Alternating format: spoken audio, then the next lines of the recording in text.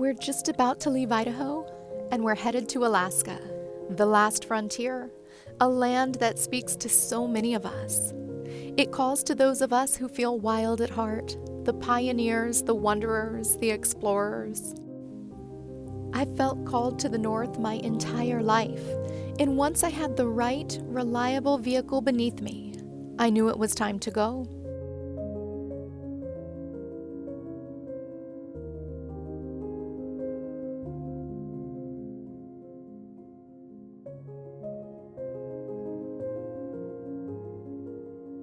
I'm curious, have you felt it too? That pull towards something vast and untamed? Have you heard a land whisper to you? Or have you ached with longing for a place so deeply that the longing never went away? I trust when this happens. That kind of call from the land is far more than a fleeting whim. It speaks to the deepest part of us, and I believe that when something calls to us like that, it's sacred.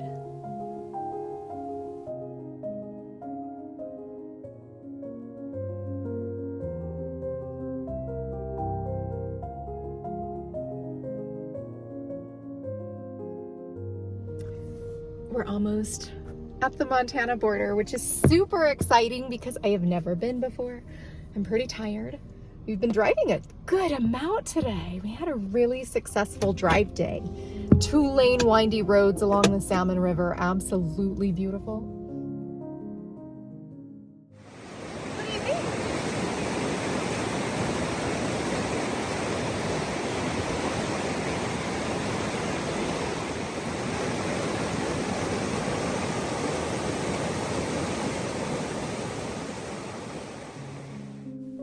This minivan is a peaceful little sanctuary. It's cozy, simple, and magical. I often call it my genie bottle on wheels. This teeny tiny little colorful home has been a cocoon for the evenings and a vessel in the daylight.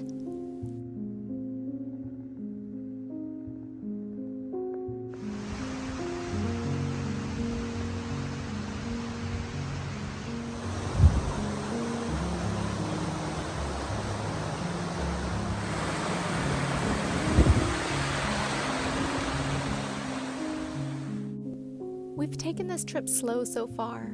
There is so much beauty to take in, I haven't wanted to move quickly. After leaving Arizona, I spent 7 nights in Utah, 5 nights in Idaho, and this here is our first of 4 mornings in Montana. But we won't be able to keep this slower pace if we want to spend a full summer in Alaska. It's still 2,000 miles from this beauty. Soon, we'll be moving faster with a new campsite every single night. However, I'm soaking in these last days of slow travel, letting Montana wrap around me like a breath I don't want to exhale.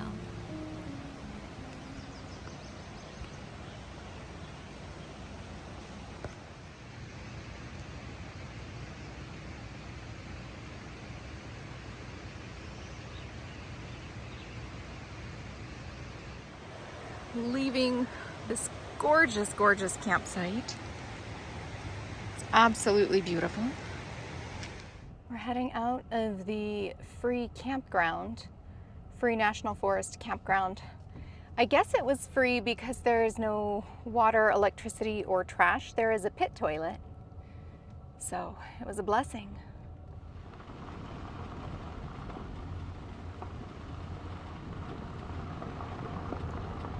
Look at that. Look at that. I'm coming back. I'm gonna come back and I'm gonna stay in this area for at least a month. I'm coming back. And look at this wagon.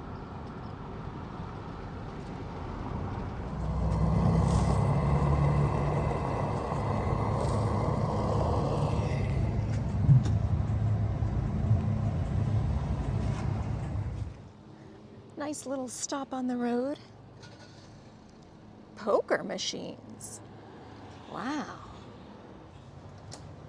Oh, excuse me. Thank you. Sure.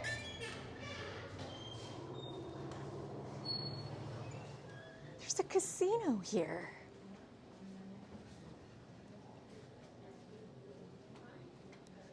Jackpot.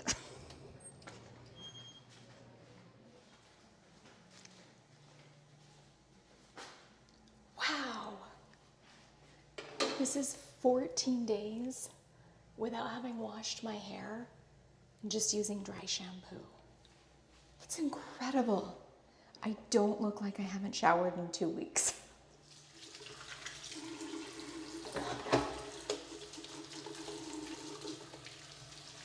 The hand dryer doesn't work.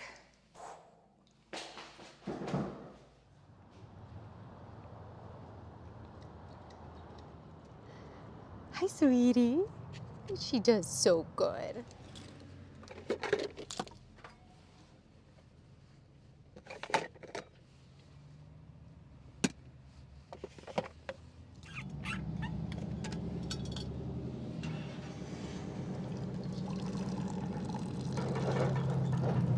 Hi, Chloe.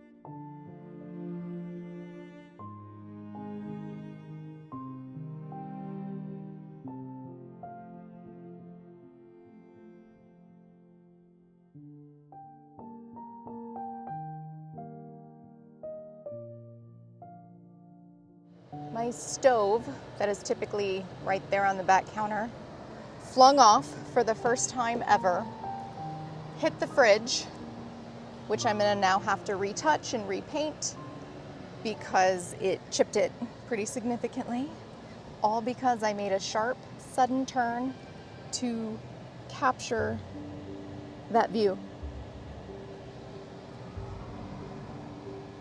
It's a beautiful view. I don't think the actual camera image does it justice.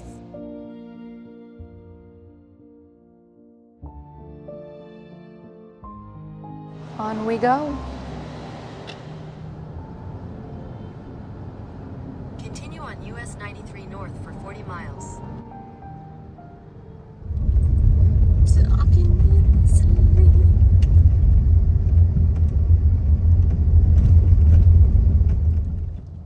We're like 6 miles up this one lane, really windy dirt road, which is actually in pretty good condition considering. I think the campsite's gonna be epic, but it is definitely more of a trek than I realized. I'm gonna have to conserve water. Only have 4 gallons left.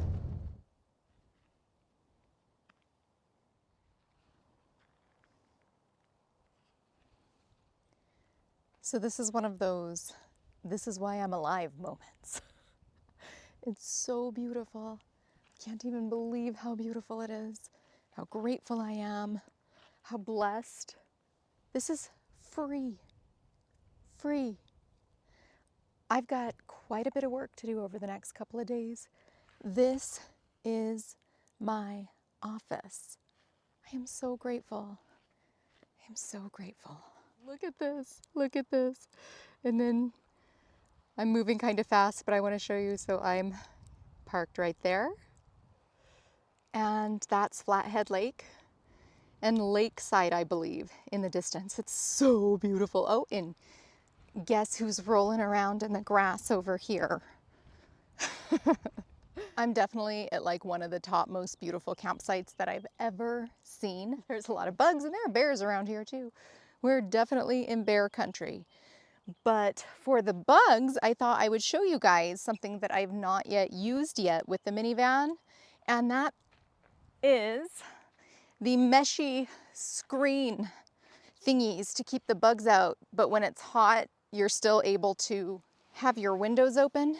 Now, I have never actually used these on the minivan. I used them all the time in my car. So we can learn together how these work. And for about 10 minutes, they baffled me. Seeing if this is better done from the inside. Oh, wait.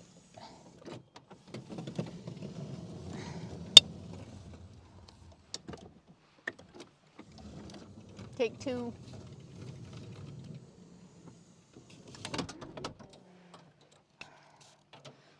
This is actually a little bit trickier than I expected it to be.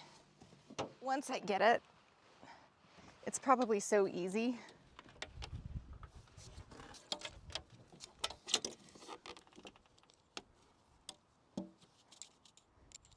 Oh my gosh, was it seriously that easy? See, there's a bug already inside.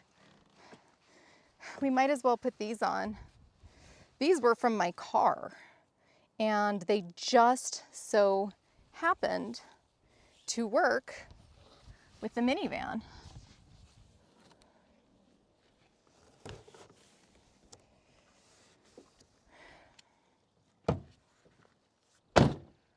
I am deep in the heart of bear country. And right now, Bob and I are dispersed camping way the heck up in the mountains, very remote, absolutely beautiful, really far from anything. And so I think that that might actually be a benefit in terms of bear deterrent, in that they're often gravitating toward towns, you know, where there's more people and everything. However, I'm really glad to basically be able to lean on the experience of Bob for this one, because there were bears in Flagstaff, and I've been in bear country before, and I'm up to date on what to do, but just being all the more cautious because I do store food in my van. I lock my van every night. There are stories about animals learning how to get into people's vehicle. Lock your door all the time. I have bear spray. I have other protective gear. I'm going to be getting a bear bell for both myself and Chloe.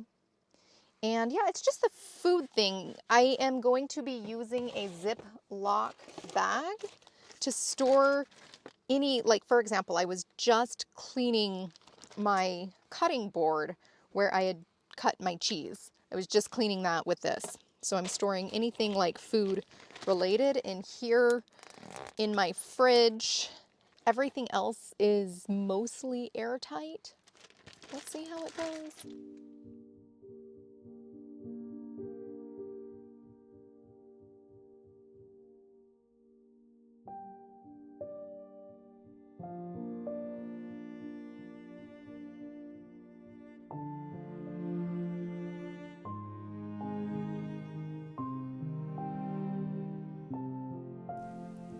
In just 4 short days here, I quickly understood Steinbeck's love for this place.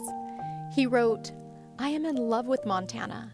For other places, I have admiration, respect, recognition, even some affection. But with Montana, it is love."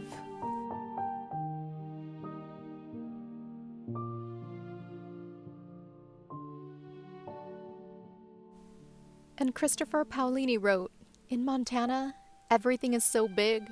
The sky, the mountains, the windswept flatlands, it sinks into you. It shapes your body and your dreams."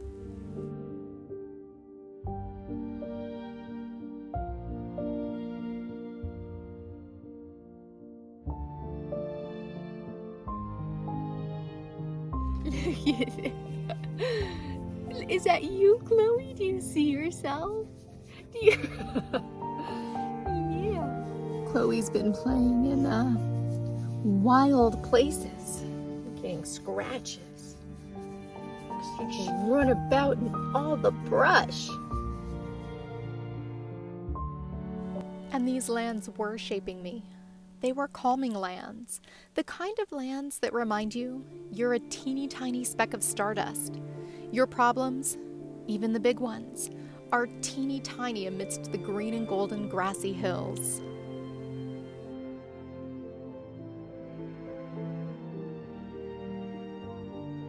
Out here, there was much to do, and yet there was no rush. I was busy, but I was present and in flow. Sometimes I feel so blessed I don't know how to express it, and I want to be careful not to gloss over the truth of this lifestyle and how hard it was to get here. This nomadic life was a dream 21 years in the making, and when I finally took the leap, it came with its own kind of hard. I had to learn how to work remote hours on the move with long, pressured hours, short deadlines, and constant adaptation. I've hunted Wi-Fi in forgotten towns, recharged power stations at parks at midnight. I did whatever it took because missing a work call was never an option. They say, choose your hard, and this is mine.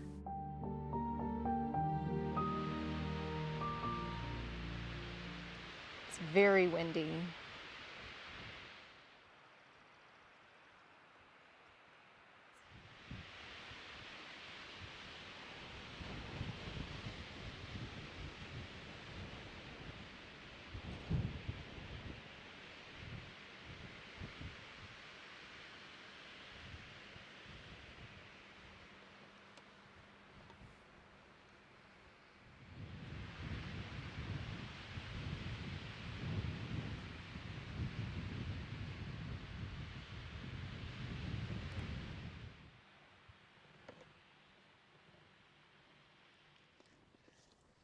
It's after 9 o'clock and it is extremely light outside.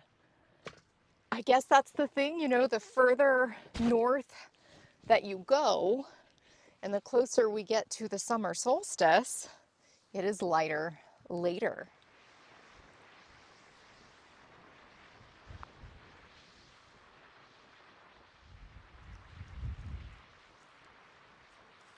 Hey, sweetheart. Isn't this incredible?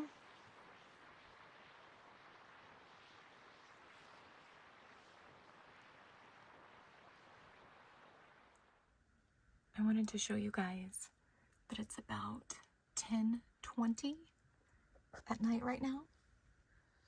And it's May 29th, I think, as I film this. This little love bug is very fascinated by distant lights out there. She'll bark at them and make sure to let them know not to mess with us.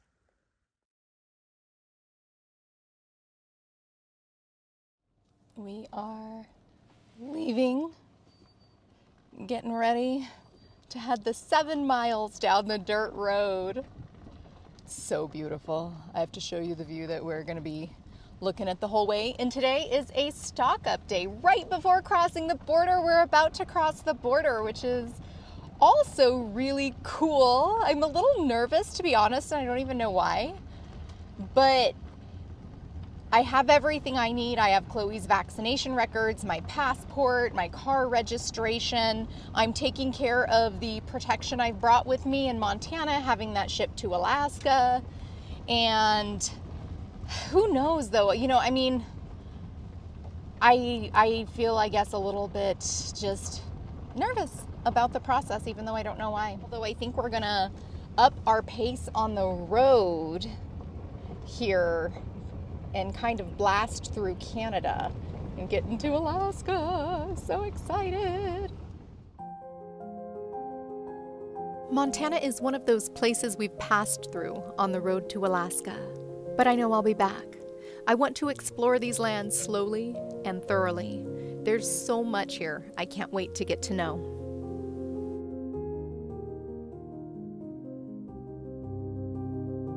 Be sure to join us on this road to Alaska. In the next video, our check engine light comes on right before we cross the Canadian border. I share what the border crossing was like, and I'll take you with us through the Canadian Rockies, mountains so heavenly you'd think you were in a dream.